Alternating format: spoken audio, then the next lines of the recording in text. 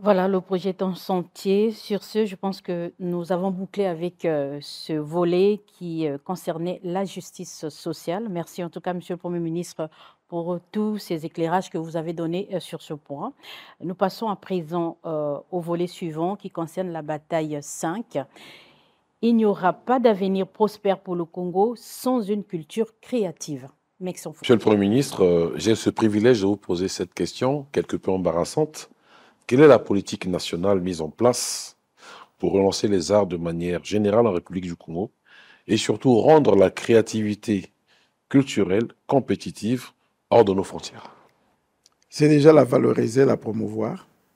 Et il y a une loi qui a été prise depuis 2000, qui porte une loi d'orientation sur la culture. Et c'est le travail qui est en train d'être fait par Madame la ministre de la Culture. Euh, Susciter des talents, promouvoir les talents que nous avons, développer davantage d'activités culturelles. Il y a la loi Motome sur le statut de l'artiste. C'est déjà un pas important et qui puisse permettre effectivement de placer la culture au centre du développement de notre pays. Avez-vous déjà été au cercle culturel Sony Laboutanzi? Mhm. Vous aimez ce cercle? La photo que vous voyez, ça vous plaît? Non, pas du tout. Je crois que la politique du gouvernement consiste à réhabiliter tous ces établissements qui sont des établissements mythiques pour la culture de notre pays et même pour l'histoire de notre pays. Comme il est envisagé effectivement la réhabilitation du Centre de formation et de recherche d'art dramatique, le CEFRAD. Je sais que vous me parlerez certainement de cela puisque vous avez commencé à en citer. Et le cinéma, monsieur le Premier ministre, le Congo a des cinéastes, il y a des producteurs, mais il n'y a pas de salle de projection. Les anciennes salles ont été transformées en église de réveil. Et je ne suis pas contre qu'ils ne m'en tiennent pas rigueur, ces pasteurs, mais c'était les salles de l'ONACI à l'époque. Et où est-ce qu'ils vont s'exprimer, ces cinéastes, ces réalisateurs? Oui. Est-ce que ça ne devrait pas aussi être une activité privée? Pourquoi penser que c'est toujours l'État? Au départ, il y avait ces centres parce qu'il y avait l'Office national du cinéma. On revient encore aux offices. Est-ce que tout devait être le fait de l'Office? Ce n'est pas le travail de l'État de faire du commerce des films. Non. L'État régit, réglemente, regarde si les films qui vont être projetés sont compatibles avec la culture de notre société. Il n'y a pas de souci. Mais ce n'est pas à lui de faire le commerce du film. Ceci dit, pour la culture, le vaisseau amiral de notre culture, c'est aussi le FESPAM.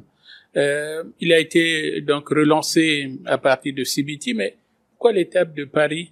Les Congolais ont jasé, ça coûte beaucoup d'argent. Le festival se déroule ici, au Congo, à Brazzaville, et puis on va le relancer ou célébrer une de ces étapes à Paris. Pourquoi? Parce que de tout temps, la promotion du FESPAM se fait à deux niveaux, au niveau national et au niveau international. De tout temps. C'est peut-être Paris qui a attiré l'attention des gens aujourd'hui, mais par le passé, la promotion nationale du FESPAM au niveau national a déjà été faite dans d'autres départements. À Ouando, à Pointe-Noire, partout. Oui, c'est pas ça qui pose problème, c'est Paris. Oui, par le passé, la promotion du FESPAM à l'international a déjà été faite à Cuba, en Afrique du Sud, à Addis Abeba, voilà, à Dakar, par le passé. Le saviez-vous? Non. Aujourd'hui, on l'a fait à l'UNESCO, pour deux raisons. D'abord, souvenez-vous qu'après 1997, après la guerre, nous n'avons pas pu organiser le FESPAM en 1998, puisque la première édition avait eu lieu en 1996. La deuxième édition devait avoir lieu en 1998. On n'a pas pu l'organiser, on était presque en pleine guerre.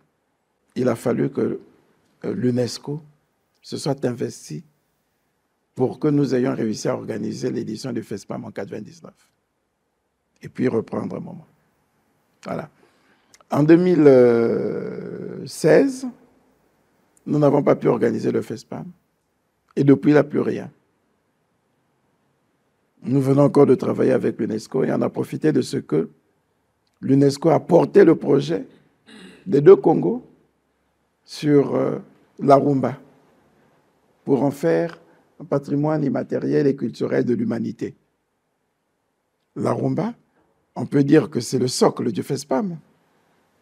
Le FESPAM étant une institution africaine, la rumba, danse africaine, portée par les deux Congos. Il faut faire la promotion de la rumba. Où pensez-vous qu'on puisse lancer cette reprise du FESPAM après ce sacre de la rumba comme patrimoine immatériel et culturel de l'humanité? Si ce n'est à l'UNESCO. Il s'avère que l'UNESCO a pour siège Paris. Tout ce que les Congolais ont vu. Oui, on est allé à Paris pour lancer la rumba alors que c'est une danse africaine. Mais l'UNESCO est aussi une institution culturelle. La musique, au niveau des Nations Unies, c'est quand même l'UNESCO qui porte la problématique. Et pour toutes ces raisons, quel est le mal à ce que nous allions faire la promotion internationale du FESPAM au siège de l'UNESCO à Paris? Aujourd'hui, nos villes s'agrandissent avec plein de quartiers qui naissent quotidiennement. On a l'impression que l'urbanisation de ces mêmes villes ne tient pas en compte l'occupation saine des jeunes. Parce que les jeunes aujourd'hui manquent d'espace dans ces secteurs-là pour s'émouvoir, pour s'occuper sainement. C'est vrai, c'est vrai. Nous avons pris beaucoup de retard et je n'ai pas honte de vous dire effectivement que sur cette bataille, nous nous étions engagés sur trois domaines et on peut dire qu'aucun n'est acquis. Un seul est en cours, mais les deux autres non, c'est-à-dire le développement d'espaces culturels en faveur des jeunes, la construction et l'animation de ces espaces. Mais ce n'est pas acquis, ce n'est pas parce que le gouvernement ne le veut pas, mais c'est parce qu'on continue à dire que ce n'est pas forcément de la compétence du gouvernement. Voilà. Ce sont des initiatives privées. Le gouvernement s'emploie à réhabiliter les musées. Il en a construit un, il faut l'animer. Le gouvernement s'emploie à créer le cadre voilà, d'animation, d'expression culturelle. Mais il faut que les privés se saisissent de cela et se mettent à l'ouvrage. Il nous manque des bibliothèques, oui, il y en a. On fait l'effort d'en avoir dans les établissements scolaires. Voilà. Tous les sites sont pratiquement occupés. Oui. Les aires de jeux. Des aires de jeux, des parcs d'attractions pour enfants, oui. C'est ce qui n'est pas encore fait parce que les défis sont colossaux. En même temps, il faut construire des écoles. En même temps, il faut construire des dispensaires. On ne réussira pas à tout faire. Monsieur le Premier ministre, nous avons toujours été accoutumés à entendre la sonorité ministère de la Culture. Aujourd'hui, vous, peut-être pas vous-même personnellement, mais enfin le gouvernement s'est senti... le président de la République. Le président de la République s'est senti dans l'obligation d'y adjoindre un terme très engageant et très parlant, donc industrie culturelle. Qu'est-ce que cela implique d'abord et pourquoi?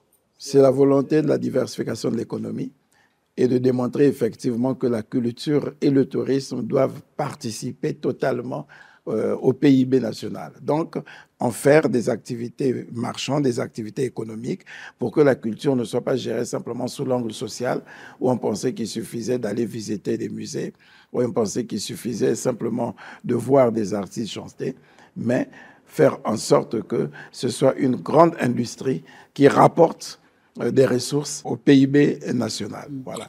Vous faites partie avec Madame la ministre de la Culture, justement, des tout premiers Congolais à avoir mis le pied dans un bateau de croisière mouillant à Pointe-Noire, donc le MH Vega, il y a 2-3 mois.